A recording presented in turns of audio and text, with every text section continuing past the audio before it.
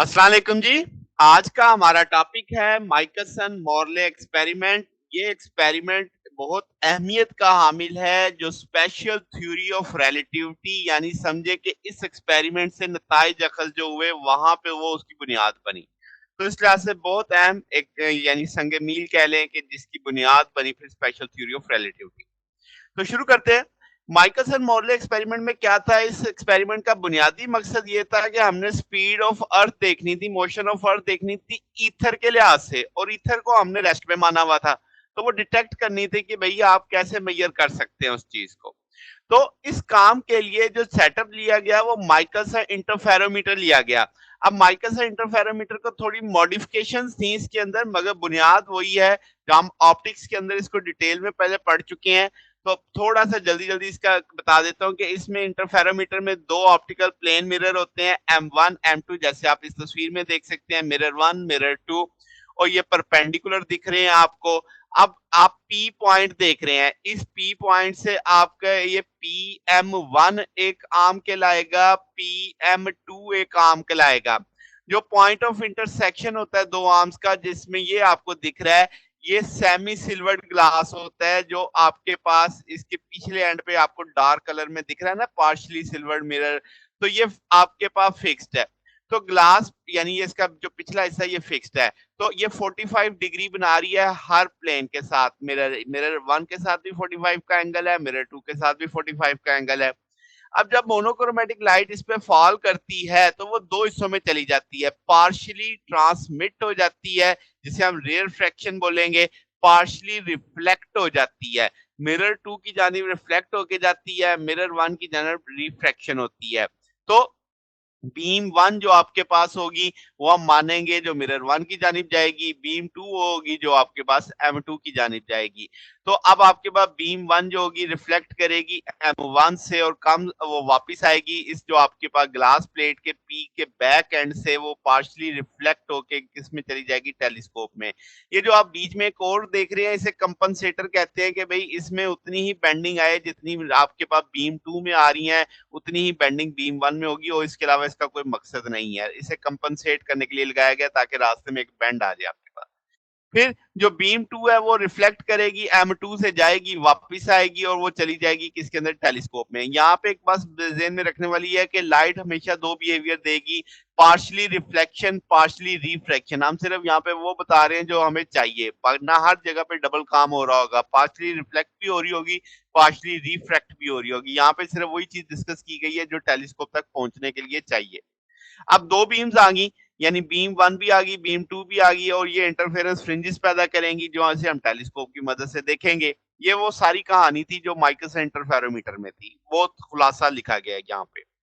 अब अगर हम ये माने कि सारे ऑपरेटर्स को हमने रखा हुआ है, फ्लोट कर रहा है मरकरी के ऊपर, और आपके पास जो एक आर्म है PM1 जैसे आप यहाँ पे देख रहे हैं, ये अर्थ की मोशन की जानिब है, यानी जो जमीन सूरज के गिर्द घूमती है तो ये उस सिमत में डायरेक्शन, ये वी वेलोसिटी आपको दिख रही है।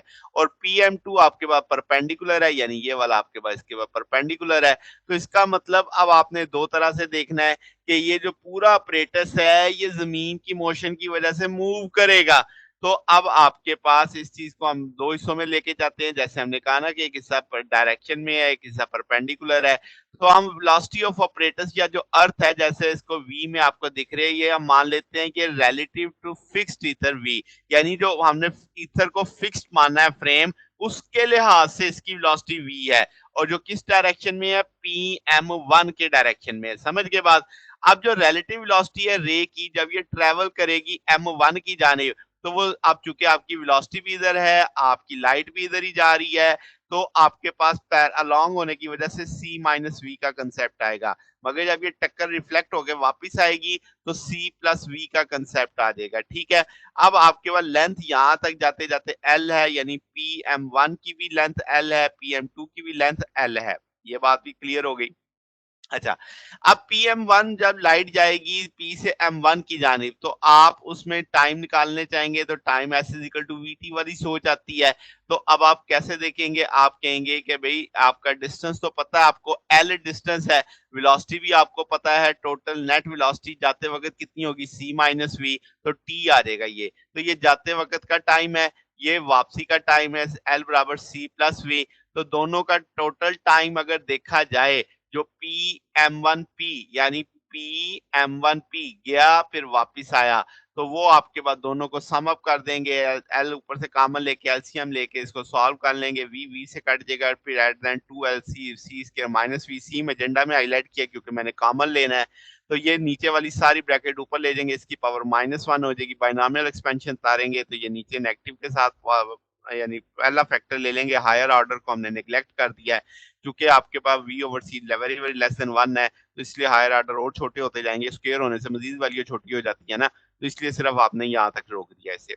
अब जो ऑब्जर्वर आपके पास ईथर फ्रेम के लिहाज से बीम 2 को देख रहा है, जो प्लेट 2 से जाएगी और सफर M2 से टक्कर खा के वापस आएगी, यानी ये तस्वीर मैंने वापस डाल दी। तो अब आपके पास जो बीम 2 है वो अपवर्ड जा रही है M2 की जानिब, P से M2 की जानिब।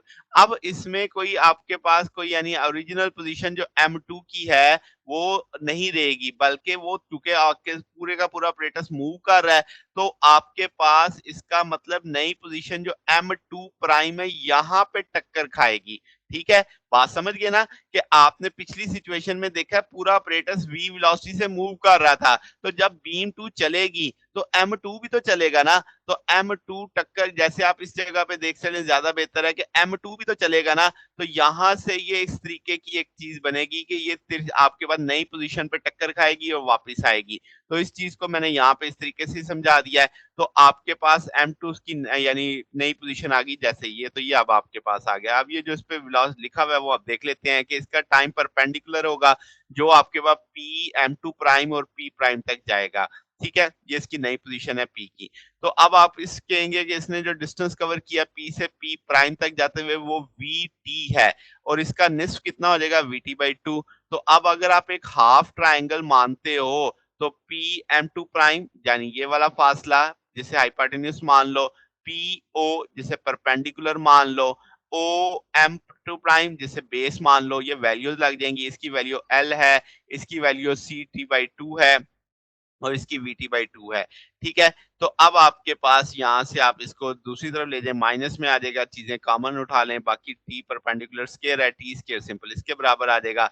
अब जो आप C बाहर निकाल सकते हैं तो आपके पास ये जजर में ऊपर 1/2 कंसीडर होगा, ऊपर जाएंगे -1/2, बाइनोमियल एक्सपेंशन देंगे, ये नीचे आके मल्टीप्लाई कर देगा, हायर ऑर्डर्स को नेग्लेक्ट कर देंगे, तो T परपेंडिकुलर भी आ गया। इक्वेशन 1 और इक्वेशन 2 में जो अब टाइम आ चुका है T पैरेलल और T परपेंडिकुलर का, अगर हम उसे कंपेयर करें तो आपको पता चलेगा दोनों मुख्तलिफ टाइम ले रहे हैं, तो अगर हम इसका राउंड ट्रिप के लिए तो टाइम डिफरेंस निकालेंगे तो दोनों का डिफरेंस ले लेंगे।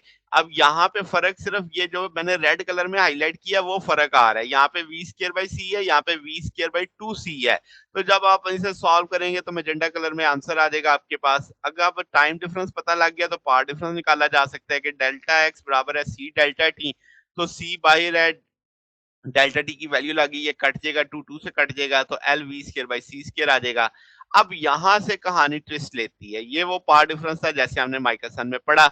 अब अगर पूरे ऑपरेटर्स को 90 डिग्री रोटेट कर दिया जाए तो जो बीम्स का पाथ था वो इंटरचेंज हो जाएगा, यानी जितना फासला जो पहले बीम 1 तय कर रही थी अब वो बीम 2 करेगी और बीम 2 वाला बीम 1 करेगी, तो उसी फर्क से बस आपने सारी कैलकुलेशन में ऑर्डर चेंज करके जो निकालेंगे 2L V²/C² आ जाएगा।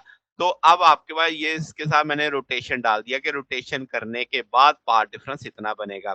अब हम जानते हैं कि चेंज ऑफ पार्ट डिफरेंस अगर लैम्डा हो तो एक फ्रिंज आगे आती है, तो ऑप्टिकल पार्ट डिफरेंस इसका मतलब प्रोड्यूस करता है इंटरफेरेंस फ्रिंजेस जो n फ्रिंजेस कह लो।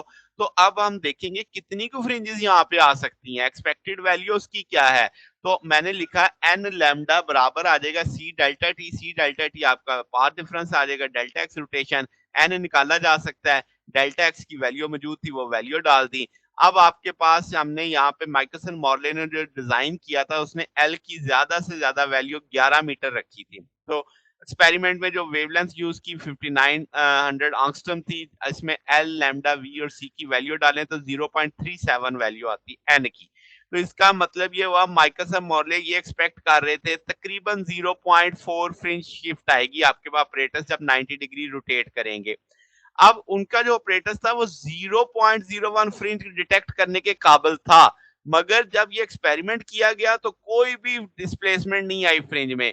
उन्होंने ये एक्सपेरिमेंट मुख्तलिफ जगहों पे किया, मुख्तलिफ सीज़न्स में किया, यानी ज़मीन में मुख्तलिफ इलाकों में, पेरिस में किया, फिर अमेरिका में, तो आपके पास कोई फ्रिंज शिफ्ट डिटेक्ट नहीं हुई। तो इसका मतलब ये रिज़ल्ट को हम इसका जो रिज़ल्ट आया उसको हम कहते हैं नल और नेगेटिव। अब समरी में देखते हैं कि इससे हम नताइज क्या अख़ज़ करेंगे जितनी ये सारी बातें हैं। रिजल्ट से हमें ये जिसे जैसे मैंने कहा नेगेटिव रिजल्ट है, ये सजेस्ट करता है कि आपके लिए ये नामुमकिन है कि आप स्पीड ऑफ अर्थ मेजर करें किसके लिहाज से, ईथर के लिहाज से। फिर गैलीलियन ट्रांसफॉर्मेशन हाई स्पीड पे वैलिड ही नहीं है, क्योंकि आपने जो स्पीड मानी यहाँ पे जमीन की 3 × 10⁴ ये अच्छी खासी स्पीड थी। तो ये आपके पास ये तभी वैलिड होगा जब v c से काफी छोटा होगा, और बिल्कुल ही इनवैलिड हो जाएगा जब v c के बराबर होगा। फिर आपके पास जो वेलोसिटी ऑफ लाइट है वो कांस्टेंट है तमाम इनर्शियल फ्रेम में, क्योंकि आपने रोटेट करके भी देख लिया, आप में कोई फ्रिंज चेंज नहीं आई, तो इसका मतलब स्पीड में कोई बदलाव नहीं आया। तो नो कोई भी एब्सोल्यूट फ्रेम ऑफ रेफरेंस नहीं है ईथर की तरह, क्योंकि हमने ईथर को एक एब्सोल्यूट माना था जिसके रेफरेंस से हमने चीजें नापनी थी, मेजर करनी थी। तो न्यूटन लॉज तमाम इनर्शियल फ्रेम में आपके पास सेम रहेंगे। इस चीज को हम प्रिंसिपल ऑफ वेरिएंस कहलाते हैं, लॉज ऑफ फिजिक्स का। तो इसका मतलब तमाम इनर्शियल फ्रेम आपके इक्विवेलेंट होंगे किसी भी फिजिकल फिनोमेना को समझाने के लिए। तो ये नताइज असल में ये जो आपके पास लास्ट पॉइंट है, इसकी बुनियाद पे फिर आपके पास स्पेशल थ्योरी ऑफ रिलेटिविटी की एक सोच बनती है, जो नेक्स्ट लेक्चर में हम देखेंगे। इसमें कोई बात पूछनी हो, डाउट हो तो नीचे कमेंट्स में पूछ सकते हैं। वीडियो अच्छी लगी हो तो वीडियो को लाइक कीजिएगा, दोस्तों के साथ शेयर कीजिएगा, चैनल को सब्सक्राइब कर दीजिएगा। अब तक के लिए इतना ही, बाकी इंशाल्लाह फिर नेक्स्ट देखेंगे। ओके, अल्लाह हाफ़िज़।